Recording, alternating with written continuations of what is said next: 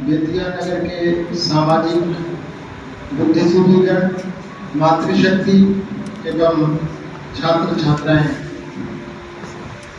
बहुत ही हर्ष का विषय है कि अत्यंत दार्शनिक एक विषय अखंड भारत की जो संकल्पना हमारी है और विभाजन के आज इस ऐतिहासिक दिन में हम उस पर चर्चा के लिए उपस्थित हैं।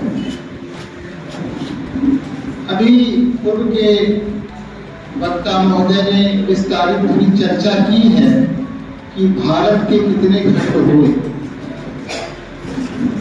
बहुत दोहराने की आवश्यकता नहीं, मैं 2 मिनट में उस विषय पर फिर से आवृत्ति सही करना चाहूंगा कि खंड केवल अफगानिस्तान, पाकिस्तान या बांग्लादेश के ही नहीं हुए। जो पूरा जावा, सुमात्रा, बोर्निया जो इंडोनेशिया है, वो इंडोनेशिया भी 72 भारत का ही अंग था। यदि हम 2000 वर्ष पूर्व के भारतवर्ष की परिकल्पना करें तो उसमें वह इंडोनेशिया, मलेशिया का, कंबोडिया, ये सभी 73 भारतवर्ष के ही अंग थे। नहीं तो ऐसा कहने की पुराणों में आवश्यकता क्यों होती कि जम्बू द्वीपे भारत खंडे आर्यावर्तैक देशांतर्गते, जो भी प्रदेश है उस प्रदेश का नाम लेते हैं अभी भी पूजा पार्वण के संकल्प में।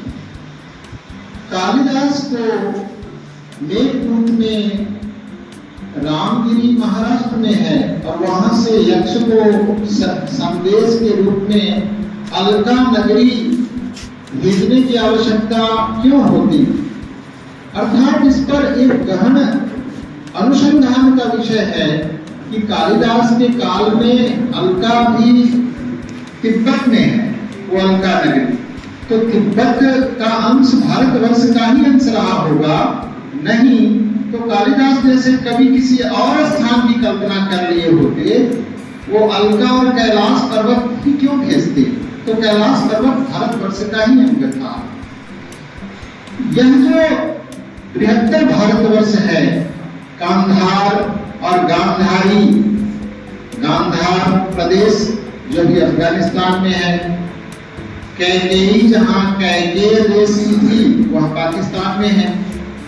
तो ये जो विभाजन हुए और हम वर्तमान में भारतवर्ष की का जो स्वरूप है उसका वह स्वरूप क्यों विभाजित हुआ, इस विषय पर एक गहन मंथन, चिंतन और अन्वेषण करने की आवश्यकता है। तुर्कमेनिस्तान का इलाका जो अभी टर्की, वह पहले भी भारतवर्ष का दुश्मन था और आज भी अगर पश्चिम एशिया की आप बात करें तो नंबर 1 दुश्मन टर्की है, तुर्की। और उसका जो बृहत्तर इलाका तुर्कमेनिस्तान और जिसमें अफगानिस्तान और कजाकिस्तान का इलाका भी आता है, मैं बृहत्तर तुर्कमेनिस्तान की बात कर रहा हूँ। वहां से मोहम्मद गोरी जब भारतवर्ष आता है 1206 में तो उसका शासन प्रारंभ हो जाता है, दिल्ली सल्तनत की स्थापना होती है। उससे पहले कई बार ले हुए और यह कहानी हम सबों से छिपी हुई नहीं है कि 17 बार वह हारा है और बाद में किस तरह से छल से पृथ्वीराज चौहान की उसने हत्या की। तो हमारे देश में क्षमा, ये क्षमा और शील जो हमारा धर्म है वह निश्चित रूप से आज भी प्रासंगिक है। हमें उस पर कायम रहना चाहिए। विश्व शांति के लिए वही एकमात्र उपाय है। लेकिन उसी क्षमा के धर्म के कारण ही कई बार हमारे टुकड़े हुए। कारण कि अगर पृथ्वीराज चौहान मोहम्मद गोरी को क्षमा दान अधिकाधिक बार न दिए होते तो शायद दिल्ली सल्तनत की स्थापना नहीं होती और शायद भारतवर्ष का स्वरूप कुछ और होता। दूसरा दो विषय है, एक की टुकड़े सभी जानते हैं, ये कोई नया विषय नहीं। इंटरनेट के जमाने में बहुत सारा इंफॉर्मेशन आपके पास अवेलेबल है। क्यों टुकड़े हुए, इस पर थोड़ी चर्चा, और आगे कोई और टुकड़ा ना हो, और टुकड़ा होने की क्या साजिशें रची जा रही है, इस विषय पर भी मंथन करने की आवश्यकता है, जागरूक रहने की जरूरत है। टुकड़े हुए उसमें हमारी जो सनातनी, ये तो धर्म हिंदू शब्द यह ऐतिहासिक तथ्य है, बहुत बाद में आया। सिंधु से सा से हा के भाषा विज्ञान का सिद्धांत है, वर्ण परिवर्तन होता है और वह हिंदू हुआ। हम तो सनातनी हैं। प्राचीन काल से वेदों की रचना का काल निर्धारण करना बहुत मुश्किल है। बहुत न्यूनात न्यून भी हम करें तो आज से 4500 से 5000 वर्ष पहले, बाल गंगाधर तिलक 6000 वर्ष पहले वेदों की रचना हुई, ऐसा प्रमाण देते हैं ज्योतिषीय प्रमाण। उससे पहले भी तो हमारे यहाँ का रीति रिवाज रस्म जो धर्म है वही सनातन है, और वह हम साक्षात अपने आप को ब्रह्मा के वंशज मानते हैं, ईश्वर के वंशज मानते हैं। तो ये सनातनी जो परंपरा है, इसके मूल धर्म में है वसुधैव कुटुंबकम अतिथि देवो भव। आज भी कोई अगर घर पे अगर आ जाए और कोई भूखा हो, तो इतने बदलाव के बाद शंका की दृष्टि से कोई पुरुष देख सकता है घर का गार्जियन की नहीं, इसे खाना खिलाना क्या उचित है, क्या यह व्यक्ति कैसा है। लेकिन घर की माताएं उन सारी बातों को दरकिनार करके अपने अंश का खाना उस अतिथि को, कोई भूखा जो कोई व्यक्ति है, उसको खिलाने के बाद ही वो अन्न ग्रहण करेंगी।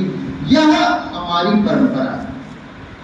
तो यह जो किसी के दुख को हम नहीं देख सकते, परोपकार पुण्याय पापाय परपीड़न का सिद्धांत हो, चाहे सर्वे भवन्तु सुखिनः, यह जो सनातनी परंपरा हमारे रगों में, हमारे रक्त में जो समाहित है, उसी की वजह से जब वैदेशिक आक्रमण हुआ और वो आकर कब्जा करना शुरू किए, अपना विस्तार करना शुरू किए, तो हम शायद उतने सचेतन नहीं। दो कारण हैं। एक तो वर्गों में थोड़ा विभाजित समाज था। वर्ग विभाजन जो चतुर्वर्ण का विभाजन कर्म के आधार पर हुआ, लेकिन बाद में 1000 वर्ष पहले के समाज में जब मोहम्मद घोरी के समय उसके आक्रमण और चंगेज जैसे घोरी के आक्रमण के काल को हम याद करते हैं, उस समाज ऐसा हो गया था कि रक्षा करना क्षत्रियों का धर्म है। पहले जो जिनको जो कर्म पसंद था उसके अनुसार विभाजन हुआ।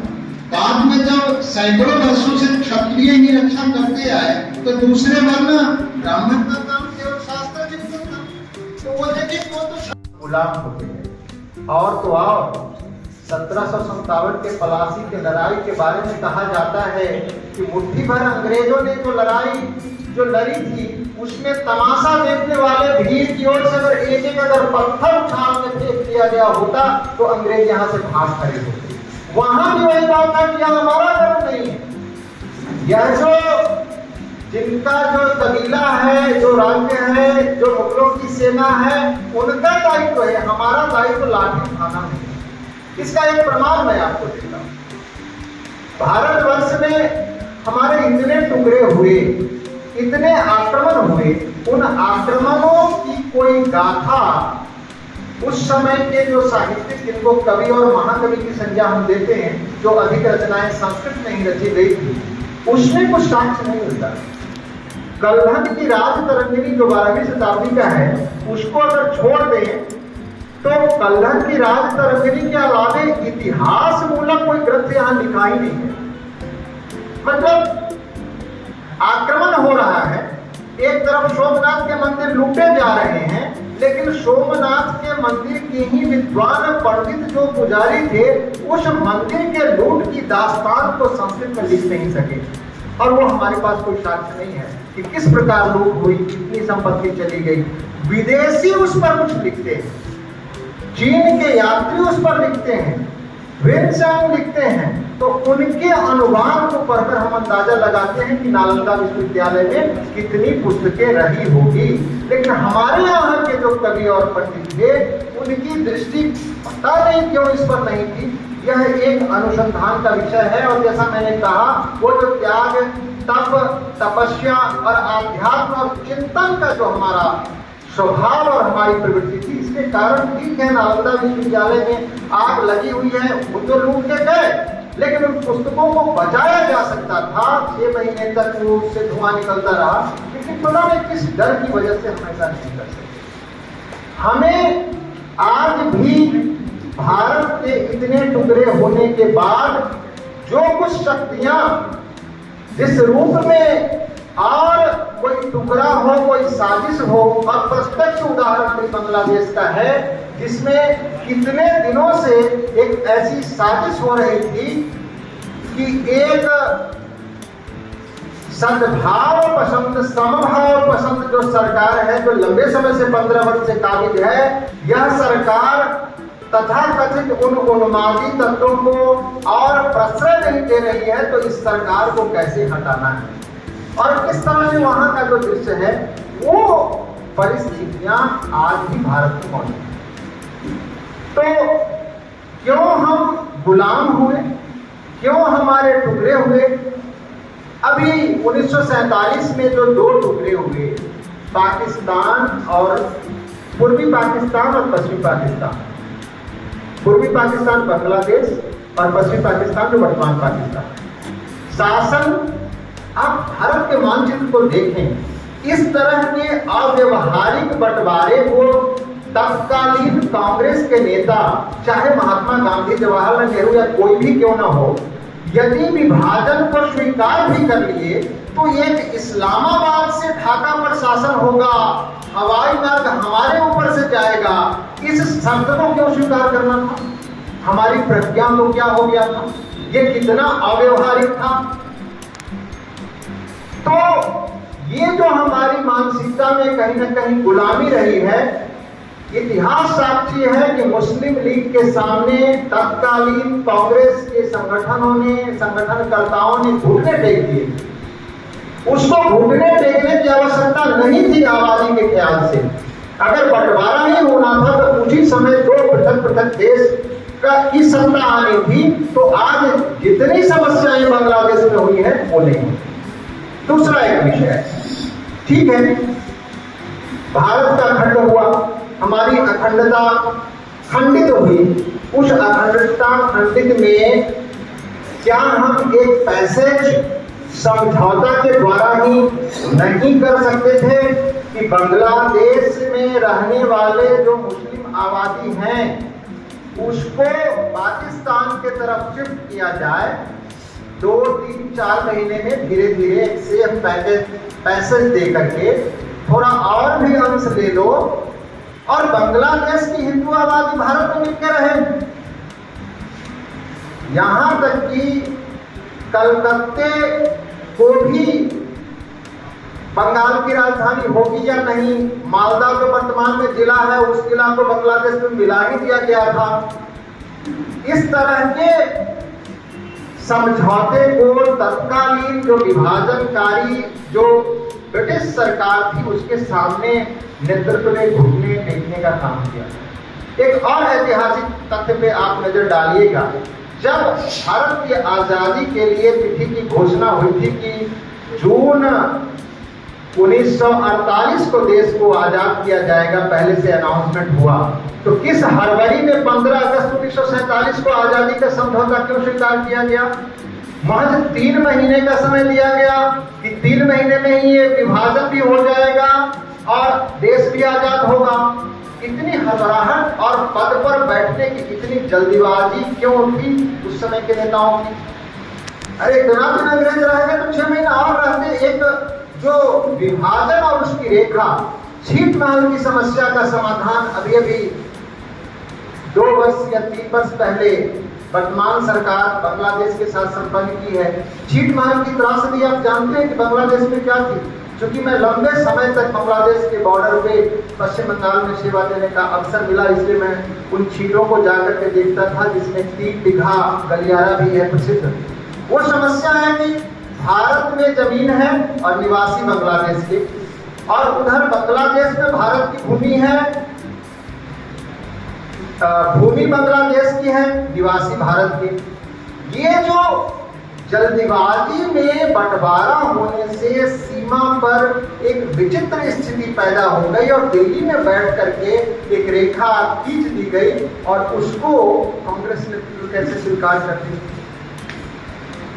कहने का मतलब है कि हमारी जो समस्याएं थी वो कहीं ना कहीं हम सनातनी, हम अल्पसंख्यक आबादी के लोग एकजुट नहीं थे और एकजुटता के साथ हम कांग्रेस पे दबाव नहीं बना पाए थे। और जो हमारा समभाव वाला जो सिद्धांत था कि चलिए जो होता है ठीक है, किसी को कष्ट देने से क्या मतलब, चलो जो है एक्सेप्ट कर लो, मान लो, इसी की वजह से समस्या उत्पन्न हुई। और अभी अब संक्षेप में, चूंकि और भी लगता है गर्मी अधिक है, आप लोगों को पीछे बैठे जो है परेशानी हो रही होगी, तो अधिक बोलने पर फिर वो धैर्य के साथ आप नहीं सुन पाएंगे। तो 2-3 बातें हम करें कि वर्तमान में जो समस्या है उसका समाधान हम कैसे करें और हम जागरूक कैसे रहें।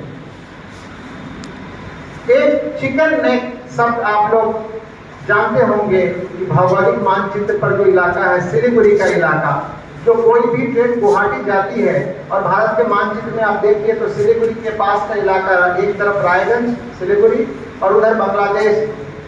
तो वो जो इलाका है, एक तरफ से कहेंगे दोनों तरफ बांग्लादेश है या फिर ऊपर भूटान है, भूटान और बांग्लादेश के बीच पतला सा गलियारा है। उस गलियारे में 1971 में बांग्लादेश के पृथक होने के बाद हर जगह बंगाली कॉलोनी बसाई गई, बांग्लादेश से आए हुए हिंदुओं को आश्रय दिया गया, जो मुस्लिम भी आना चाहे वो आए।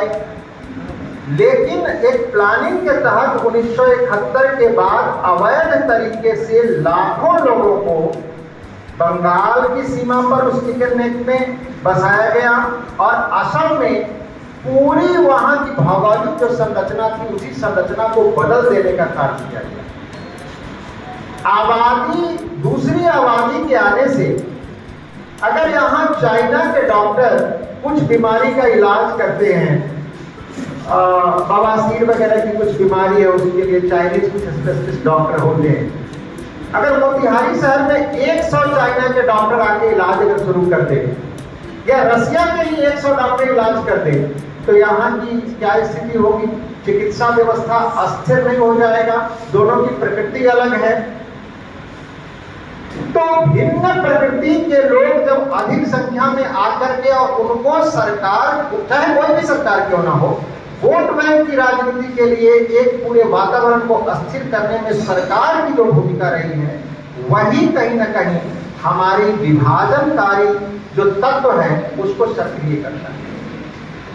दूसरा विषय, चाइना की ओर से कई तरह के पंथ के लोगों को जिस तरह से फंडिंग पहले भी और आज भी की जा रही है और वही विचारधारा के लोग हिंदू और हिंदुत्व के शब्द को सुनकर उनके भीतर एक आग सी लग जाती है और वो उबाल सी आ जाती है, वह एक ट्रेनिंग का हिस्सा है। आप बुद्धिजीवी और युवा वर्ग हैं, आप थोड़ा सचेत रहें कि कई ऐसे विश्वविद्यालय में, जिसका ज्वलंत उदाहरण जेएनयू था, जेएनयू की शिक्षा व्यवस्था की गुणवत्ता की कहीं से आलोचना नहीं हो सकती, उसका जो मापदंड बिल्कुल अलग था। लेकिन उसके साथ साथ वहां एक ऐसी साजिश होती थी कि वहां के प्रोफेसर, वहां के सीनियर स्टूडेंट, वहां के पीएचडी के स्टूडेंट छोटे बच्चों को अपने साथ रख के खाना भी खिलाना और अत्यंत स्नेह देना। जितना स्नेह है ये दक्षिण पंथ की मानसिकता वाले शिक्षकों के कल्पना से बाहर की चीज थी। तो वो बच्चे तो उन्हीं के अनुगामी होंगे। किसी शिक्षक के अधीन अगर 10 सीटें पीएचडी की है, वहां 100 सीट वो रख सकता था, खुली छूट थी, बहुत कम शुल्क में वहां शिक्षा होती थी और एक ब्रिगेड तैयार की जाती थी। इसी तरह का वातावरण कई जगह, भिन्न भिन्न जगह पे जहां विदेशों से फंडिंग होती और वहां का एक उन्मादी एक तत्व, ये जो भारत को फिर से अशांत करने की अप्रत्यक्ष उदाहरण बांग्लादेश का है, इसलिए हमें सचेतन होने की आवश्यकता है। आज बंगाल के मुर्शिदाबाद डिस्ट्रिक्ट केरल के मल्लपुरम और वायनाड डिस्ट्रिक्ट, मुजफ्फरनगर जिला उत्तर प्रदेश, इनकी स्थिति पाकिस्तान और बांग्लादेश से अच्छी नहीं है। शुक्र कहिए कि अभी केंद्र सरकार का थोड़ा संरक्षण और समर्थन है, इसलिए कुछ वैसी घटनाएं नहीं घटी है, नहीं तो हर वर्ष कुछ न कुछ घटनाएं घटती थी और हिंदुओं को अपने स्थान से पीछे आना पड़ता था। तो विषय है कि हम कैसे अपने राष्ट्र की सीमा को अखंड रखें। इस अखंडता के लिए हमें अपने संकल्पों पर खरा उतरना होगा और युवा शक्ति को आगे आना होगा। न केवल लाठी से आज की लड़ाई नहीं होती, केवल लाठी से नहीं होती, आज की लड़ाई प्रज्ञा, बुद्धि और माइंड से होती है।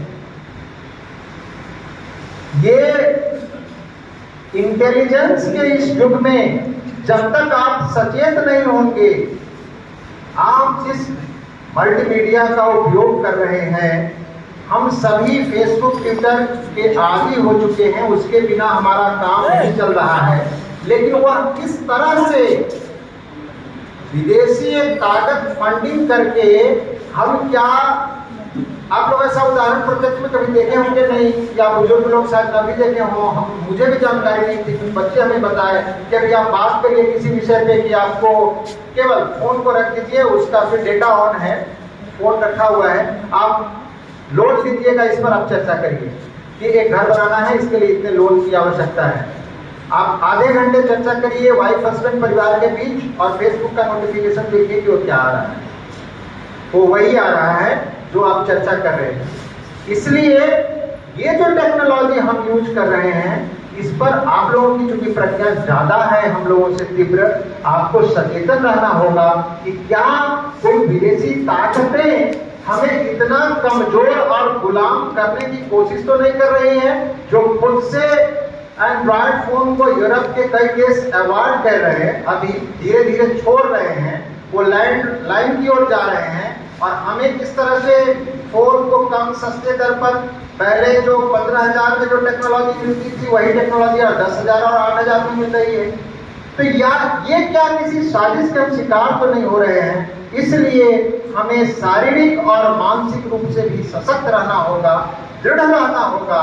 और जो चारों तरफ की तकनीकी क्रांति के इस युग में हम पर जो वैचारिकी के साथ तकनीक के हमले हो रहे हैं, इस हमले का भी प्रत्युत्तर हमें माकूल उत्तर देना होगा। और जब तक हम ऐसा नहीं करेंगे तब तक फिर वो जो तत्व है वह तत्व वैसे ही उजागर होगा। पीछे हटते हटते जाने की कोई सीमा नहीं होती है। इसलिए अभी बांग्लादेश में जो समस्या है, समस्या का मतलब यह नहीं है कि किसी वर्ग विशेष के सामने, उसके सामने जाकर उसकी भावना को उत्तेजित करना, नहीं, हमें संगठित होकर इस समस्या के का प्रतिवाद करना होगा ताकि वो आवाज दिल्ली के माध्यम से ढाका तक पहुंचे कि हिंदुओं पर इस तरह का जो अत्याचार, आक्रमण है वह ठीक नहीं है। विचार करना होगा कि 50 वर्ष में क्यों ये आबादी 27% से घटकर 7% पर आ गई और उनको कितना दंश झेलना पड़ रहा है, सिंध में रहने वाले लोगों को कितना दंश झेलना पड़ रहा है। अब आप कहेंगे कि वो तो सिंध में है, हजारों किलोमीटर दूर है,